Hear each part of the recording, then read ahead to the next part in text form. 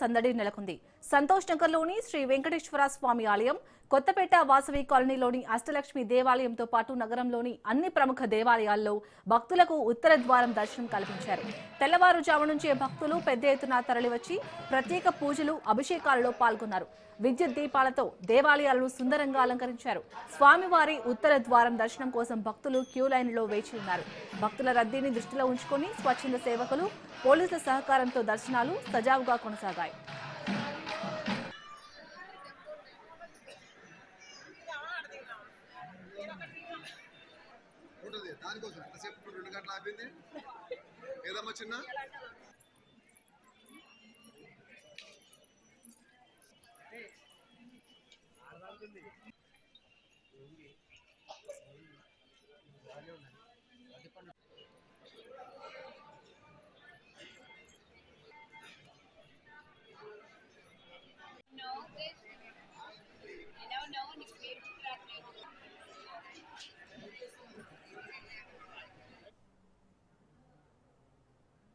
తెలంగాణ తిరుపతిగా పేరు గడించిన యాదాద్రి